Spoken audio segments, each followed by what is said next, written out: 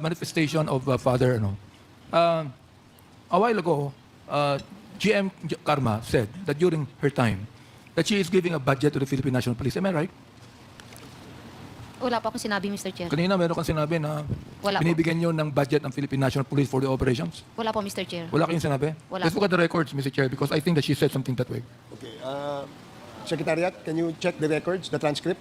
If indeed that statement was made by GM Garma. Mr. Chair. So, Mr. Chair, in relation to that, I think I heard, Mr. Chair, if I may be allowed, I think I heard Colonel Garma saying about the support that you give to...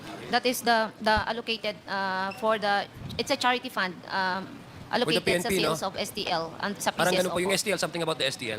so the fund that you provide the PNP is a charity fund, Yes, it is in the... and that is in the charter of the PCSO. PCSO. Yes, it is covered, Mr. Chair. So, how board much do you approved. give to the PNP every year? During my time, kasi dati I think it's medyo malaki before I assume. And then when I assume po and we change the IRR, very minimal na lang po siya. I'm not sure kung 1% or 3% na lang siya compared nung previous. And it is focused on medical programs of the PNP and NBI na lang po. So yun. para sa medical needs ng mga members ng Philippine National Yes, Police. Mr. Chair. Okay. Sige, okay. But Mr. Chairman, we're going to ask also 1 or 2% of the gross of the whole collection of all the games. Of If the that is so, 2% is so big. Mr. Chair, it's not all the games. It's just STL, STL. game. Yes, yes Okay. Mr. Rap, Chair. anong average niyan? Do you give it monthly, annually? Monthly, Mr. Chair, minsan naalala ko, there was a month that we gave around, I think, mga 9 million or 7 million. It And- depends on the sale. And the Chief PNP has the sole authority over these funds? What does The check was addressed to the Philippine National Police, duly received by, I think there's an accountant and a So it budget goes to the officer. general fund of the Philippine Yes, National Police? Yes, Mr. Chair. Okay. Meron pong resibo po from the PNP na binibigay Okay. po sa PCSO. Okay. Sige, thank you. So, ito ay mainit na usapin, no? Yung involvement ng mga membro ng Philippine National Police sa almost lahat po ng krimen na nangyayari. Hindi po natin nilalahat, pero may ilang porsyento po na kawani ng ating Philippine National Police ay nai-involve sa drug recycling. Alam po natin yan, in the case of Sergeant Mayo, 1 toneladang droga ang kanya itinago mula po sa mga ni-raid nila. May mga police na involved sa extrajudicial killings na kung saan ang kanilang depensa ay nanlaban, ngunit napatunayan at sila'y na-convict. Ito yung kay Kian de los Santos. Meron din tayo mga kawani ng Philippine National Police na na-involve sa robbery, kidnap for ransom, and practically all other crimes existing. And I would like to ask the NAPOLCOM, Attorney Bernardo, how many members of the PNP are being charged for crimes that they have committed? Your Honor, marami pong salamat, Ginoong Chairman. Sa consultation ko, sir, dito sa legal, umaabot po ng mga 2% lamang ng population o 3% ng PNP ang na-involve dito sa mga ganitong kaso, Your Honor. So, and anong klaseng mga krimen po ito? Ganun po, gaya po ng nabanggit nyo, ako nga po ay nag-imbestiga doon sa Mayo case na hanggang ngayon ay dinudulog namin sa DOJ at yung iba naman ay nasa Ombudsman. At yung iba naman po ay na-involve nga yung kasama po ako sa hearing dito yung sa Parañaque at sa Bulacan at 2 beses na po yung nangyari sa Bulacan. Ganun po yung bilang. Hindi naman po marae sa PNP. Kawawa nga po yung PNP dahil sa ilan na tiwali at masasamang loob, nasisira yung imahe ng PNP as an institution. Kaya inaapura po namin yung reforma at yung pagtatatag ng disciplinary measure. Pinapalakas po namin yung pleb at pinapalakas namin yung internal affairs.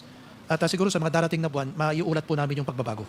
Okay. Yeah. And that's the reform policy you are now implementing? Opo, Your Honor. Yung lahat po na ite-train dito sa training pa lang sa entry, kailangan nakalagay sa PNP operational procedure at kinakailangan yun din ang lumalabas sa performance.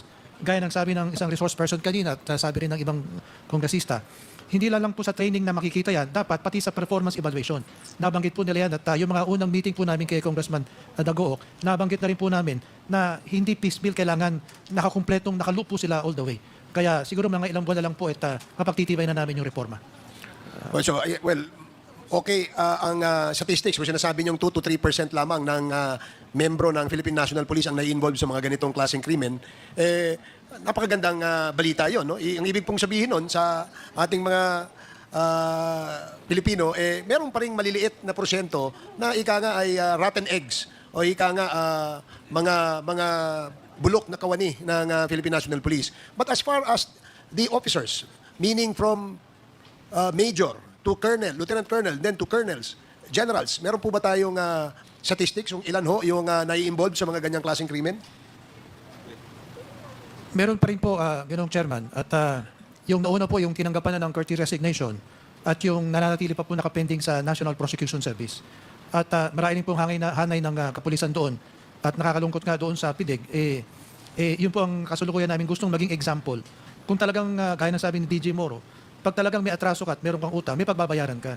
Kaya kung matitiyak po namin na talagang magiging masinsin yung proseso, mapagtitibay yung internal affairs, mapagtitibay din po yung appellate board, baka po mahihigpitan. Pati yung sa promotion, hihigpitan din namin po na talagang performance-based. Gaya po ng nasabi kanina, hindi po statistics. Halimbawa, kung may nahuli ka mga 40 mga drug addict o pusher, bakit hindi na iwo-work ba kung saan nanggaling yung mga droga? Bakit puro mga gramo-gramo ang nahuhuli at bakit hindi natetrace yung pinagmulan? Kagaya po nung halos 1 tonelada na nabanggit niyo po, Ginoong Chairman, hanggang ngayon na hinahanap namin saan nagmula yung mahigit na 1 tonelada, yung 575 doon sa Baguio. Saan nagmula ito at kailangan din po talaga ng pagbabago sa organisasyon ng PNP. Maraming po salamat, Chairman. Okay. Chairman. Thank you, Attorney Mr. Chair. Bernardo. Chairman. Yes, Congressman Paduano. Anyway, it was already asked by the chairman. So, Commissioner Bernardo, kasi in the statement of Colonel Espinido, he mentioned about cases filed against PNP officers. Now, some of them, cases that was filed was dismissed because allegedly, from Colonel Espinido, IAS or the RIAS was instructed to dismiss all those cases, no? Dahil nga, especially the cases that involves war on drugs. Tama po, Colonel Espinido? But in my own information, and I hope it will be confirmed by NAPOLCOM Commissioner, may mga kaso pa ba ngayon na pending? Either sa inyo or nasa Civil Service Commission with regards to cases that was filed against police officers in the period of 2016 to 2022? Mr. Chairman, maraming pong salamat.